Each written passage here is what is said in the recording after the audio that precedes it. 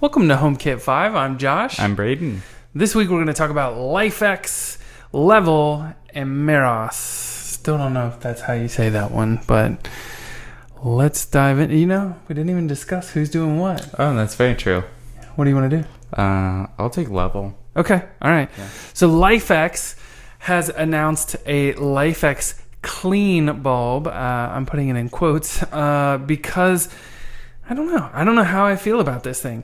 They've basically created an ultraviolet light. So when you're not around, you can have it automatically kick over to this antibacterial ultraviolet light.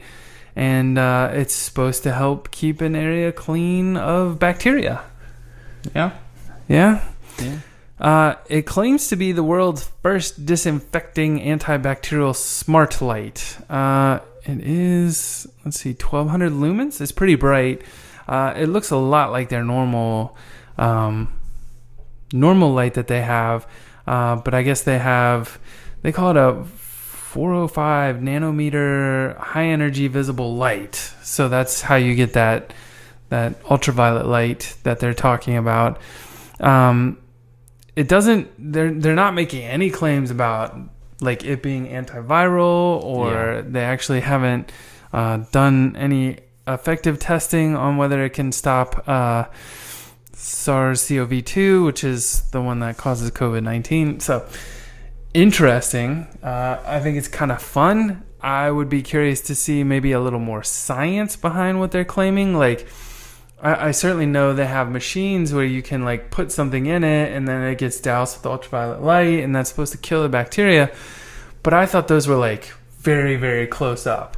And they have a picture of showing it in a bathroom, just in some sconces by a mirror.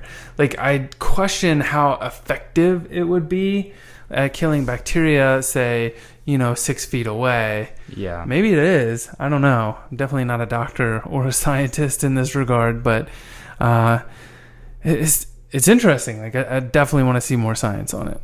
Yeah. It is $99, by the way, which I do think is a little pricey for a bulb. So again, hopefully they're expecting it to come to market in the fourth quarter. So I would imagine probably sometime in December we might see it. Yeah. Who knows? Level Lock. You want to talk about this guy? Yeah. Level debuts new Level Touch, which is a HomeKit-enabled touch-sensitive smart lock. So Level Lock, a couple months ago, came out with their Level Bolt, which is the one that goes inside of the deadbolt. This one, it's called the Level Touch. Is the Level Touch, and it is a deadbolt. It's all of it, yeah. It replaces the whole mechanism of your deadbolt, and it's touch sensitive, so you can just touch it to lock it, and it comes with 2 NFC cards that you can use to unlock it using NFC. Yeah. I was trying to see, because I don't remember the Level Bolt saying anything about NFC. Maybe it did, but this one actually comes with the 2 little key cards that you can use to unlock it, which I thought was interesting. I don't really. It works very similarly though. The battery still goes in the deadbolt, and it uses the same app, so you can turn on auto unlock if you want, which I think is working off of essentially a geofence. I don't see anything on an NFC capability on the Bolt. So that does look like something that's net new on the Touch. Yeah. So that's kind of cool. Yeah.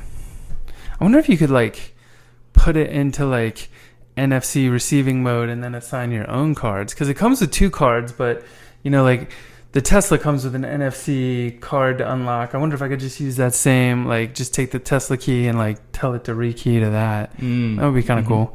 Yeah. All right. So I don't know. I'm kind of excited about that, and it comes in satin chrome, satin nickel, polished brass, and even a matte black color option, which I kind of like the matte black. I think I would put that on a door for sure. Yeah. And it's still key operated, so that's kind of cool if that's a thing you're looking for. Yeah, it is $329. What? That's so pricey. No, I'm just kidding. Locks are expensive. Yeah. All right, so last up, this one kind of came out of nowhere. I didn't even know Meros was working on anything, but they've just kind of like announced that they're going to have a HomeKit enabled Wi-Fi garage door opener. It looks, from what we can tell, it looks like it might be available now, but I can't find anywhere that you can actually buy it. So we'll keep you up to date on that as we find out more info. But it looks like it just has like, you just plug it into some power, and it looks like it works just like a learning garage door opener. It doesn't look like it requires any kind of hub, which is kind of nice. The price comes in at $40. It's pretty small. It looks a little bit smaller than the MyQ one that we have now. Mm-hmm. And you know, the problem I have with the MyQ is you got to have the hub separately, mm-hmm. or you have to use Homebridge. And like, I've not had the greatest of luck with the Homebridge. Like, sometimes it's working, sometimes it's not. So yeah, I don't know. It's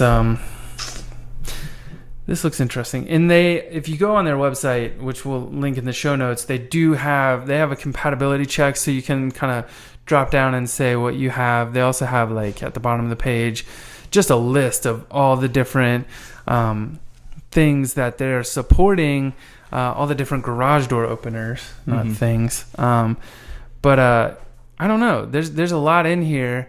So, you know, if you are looking at a good price, like you want to get into the garage door game at a cheap price point, I would definitely recommend looking at this Meros if you can find it. Yeah. Well, that's all we have today. So thank you for tuning in. As always, we appreciate you watching or listening. I am looking here.